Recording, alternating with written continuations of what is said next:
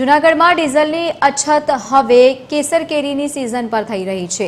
છેલ્લા 15 દિવસથી કેસર કેરીનું ધૂમ વેચાણ હતું, પરંતુ હવે છેલ્લા 5 દિવસથી ડીઝલની અછતના કારણે માર્કેટિંગ યાર્ડમાં કેસર કેરીની આવક ઘટી છે, જેના કારણે વેપારીઓ ચિંતામાં મુકાયા।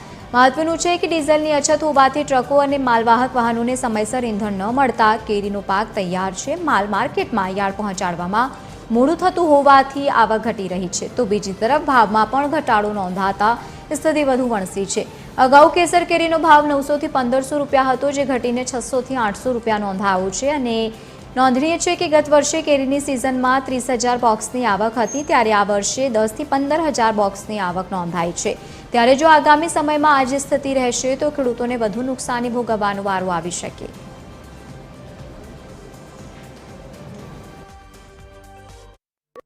બજારમાં ઘણો ફેરફાર આવી ગયો। કેરીમાં બોક્સ ઉપર 100-150 રૂપિયાનો ફેરફાર આવી ગયો। માલ પુષ્કળ આવે છે। હવે કેરીની આવક બહુ વધારે છે, બરાબર, પણ એના હિસાબે જે ગાડીનો ભાડા એને એ મોંઘા પાડી દે છે, બરાબર।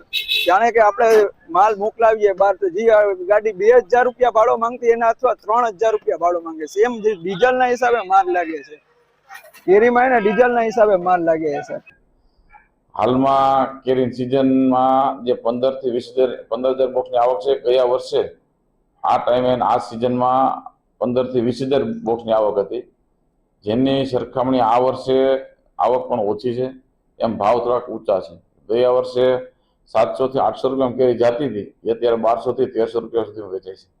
આ આવક ઘટવાનું કારણ શું? આવક ઘટવાનું કારણ હમણાં તહેવાર આવે છે, બીજા નંબરમાં વાદળા થયા હોય એટલે ખેડૂતો વેડો ન નાખતા હોય, પ્લસ ડીઝલની થોડીક અછત છે, જેના હિસાબે વાહન મળતા નથી, એટલે ખેડૂતોએ વેડા નાખવાનું બંધ કરેલ છે, એટલે આવક 2 દિવસથી થોડી ઓછી થઈ છે। છેલ્લા 2-3 દિવસથી પેટ્રોલ અને ડીઝલના વાગે 10-12 હજાર બોક્સ આવે છે, અને એમાં પણ 10-12 હજાર બોક્સની અંદર બહારના કોઈ વેપારીઓ લેવા કરી આવી શકતા નથી ડીઝલના વાગે। અને આવતા દિવસોમાં જો ડીઝલ પેટ્રોલ નહીં મળે તો ખેડૂતો અને બગીચાવાળા ઇજાદારો બરબાદ થઈ જશે। અને આવતા દિવસોમાં બગીચામાં ડીઝલના વાકે કેરી બગીચામાં પાકી જશે અને જબરદસ્ત ન કલ્પી શકાય એવું જબરદસ્ત નુકસાન ખેડૂતો અને ઇજાદારોને થશે।